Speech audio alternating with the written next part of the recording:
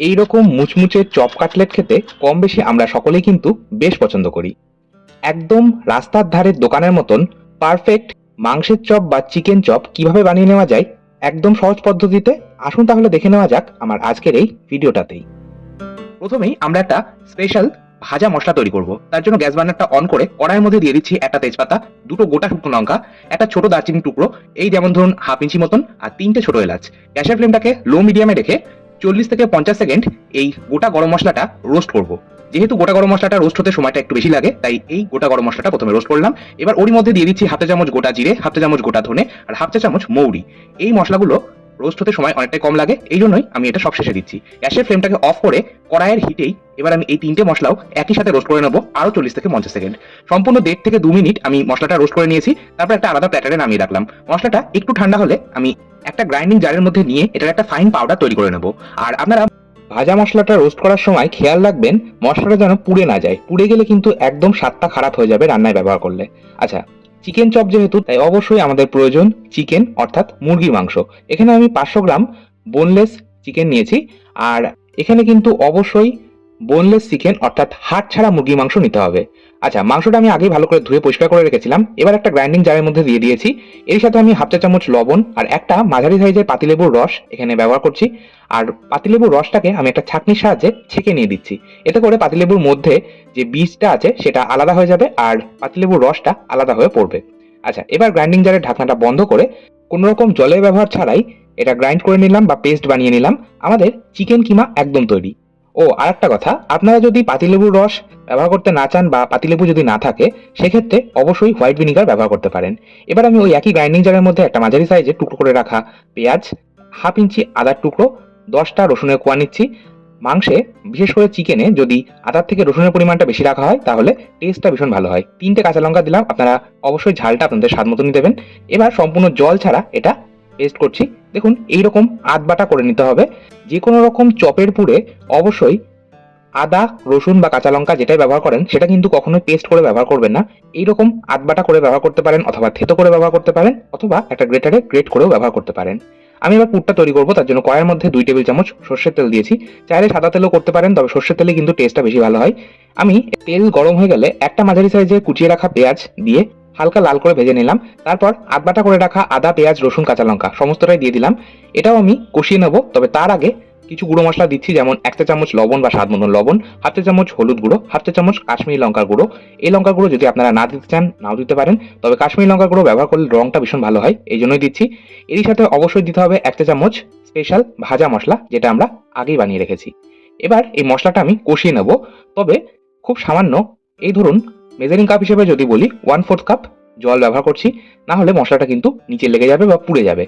আর আপনারা কিন্তু যে কোনো রকম চপের পুর বানানোর জন্য অতিরিক্ত পরিমাণে জলের ব্যবহার করবেন না। চেষ্টা করবেন জল যতটা কম ব্যবহার করা যায়।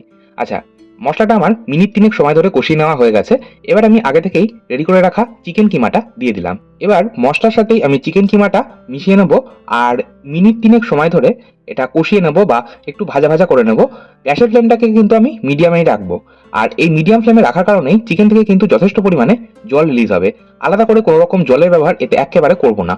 চিকেন থেকে যে জল রিলিজ করবে তাতেই কিন্তু আমাদের চিকেনটা সুসেদ্ধ হবে। আমি গ্যাসের ফ্লেমটাকে মিডিয়ামে রেখে এটা কভার করে মিনিট 5 সময় ধরে কুক করছি। দেখুন চিকেন কিন্তু সম্পূর্ণ সেদ্ধ হয়ে গেছে। আলাদা করে কোনো রকম জলের ব্যবহার আমি একেবারে করিনি। চিকেন থেকে যে পরিমাণ জল বেরিয়েছে তাতেই চিকেনটা সেদ্ধ হয়ে গেছে। এবার আমি এখানে ব্যবহার করছি 3টে মাঝারি সাইজের সেদ্ধ আলু। আলুটা আমি আগেই প্রেসার কুকারে একদম হাই ফ্লেমে 4টে সিটি বা 4টে হুইসেল দিয়ে সেদ্ধ করে নিয়েছিলাম।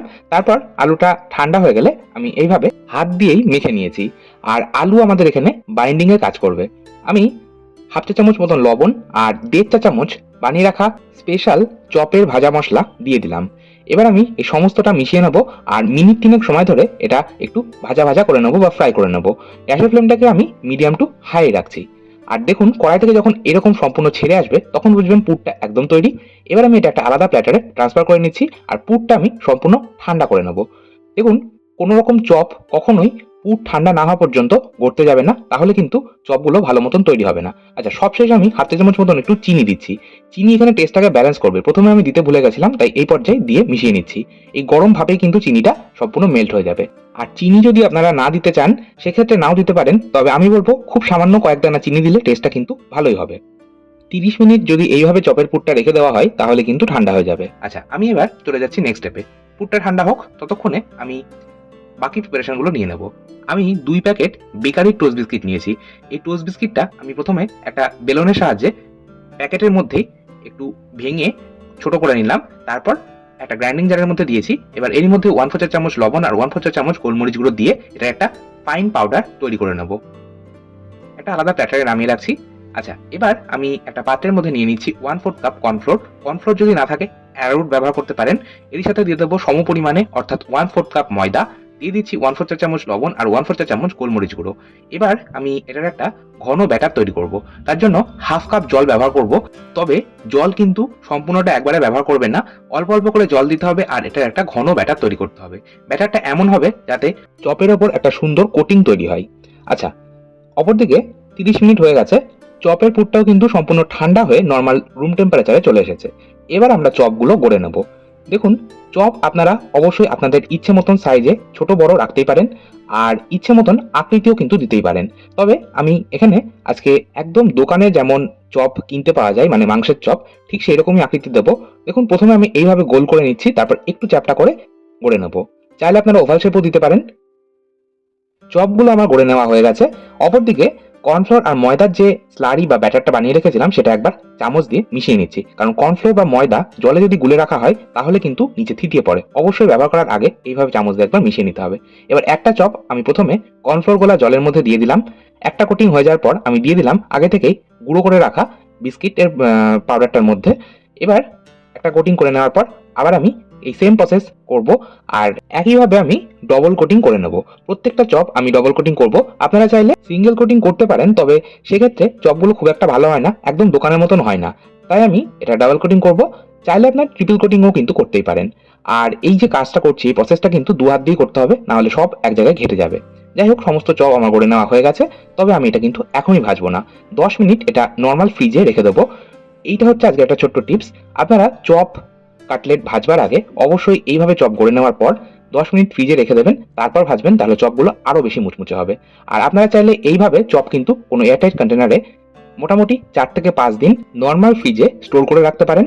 আর যদি আপনারা ফ্রিজারে রাখেন সেক্ষেত্রে 1 মাস পর্যন্ত ভালো থাকবে। আচ্ছা, চপটা আমি এবার ভাজবো 10 মিনিট পর। কড়াইয়ের মধ্যে তেল দিয়ে দিয়েছি, আর এখানে আমি রিফাইন্ড অয়েল ব্যবহার করছি। তেলটা ভালো মতন গরম হয়ে গেলে আমি চেক করে নিলাম। দেখুন, এবার আমি গরম তেলের মধ্যে এই চপগুলো ছেড়ে দিচ্ছি, আর গ্যাসের ফ্লেমটাকে আমি মিডিয়ামে রাখছি। আপনারা একটা জিনিস লক্ষ্য করুন, আমি কিন্তু একটা চামচের সাহায্যে অনবরত চপের ওপরের পোর্শনটাতে তেল দিচ্ছি। এই গরম তেলটা অবশ্যই এইভাবে চামচের সাহায্যে দিতে থাকতে হবে, না হলে চপের ওপরটা কিন্তু ফেটে যাবে, আর চপের ওপরটা ফেটে গেলে পুরটা ফেটে বেরিয়ে আসবে।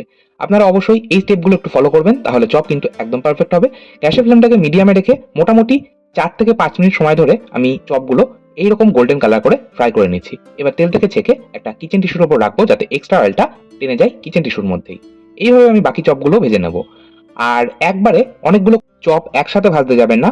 তেলের মধ্যে যতগুলো চপ একবারে ধরবে, মানে একদম ডুবে থাকবে, সেই মতনই কিন্তু ভাজতে হবে। আমার একসাথে 4টে করে চপ ভাজা যাচ্ছে, তাই আমি 4টে করে ভেজে নিচ্ছি। দেখুন, এইভাবে আমি সমস্ত চপ ভেজে নিয়েছি। পরিবেশন করব টমেটো কেচাপের সাথে। আপনারা চাইলে একটু স্যালাড আর সবশেষে ওপর থেকে একটু বিট লবণ ছড়িয়েও কিন্তু পরিবেশন করতে পারেন। চপটা কতটা পারফেক্ট হয়েছে আপনারা দেখেই বুঝতে পারছেন, আর আমি এটা একটু ভেঙেও আপনাদের দেখিয়ে দেবো। আপনারাও তাহলে এইভাবে বাড়িতে বানান, খান, পরিবারের সকলকে খাওয়ান। আজকের মতো তাহলে এই পর্যন্তই। আবার চলে আসবো নতুন কোনো ভিডিও নিয়ে। ভালো থাকুন, সুস্থ থাকুন, ধন্যবাদ।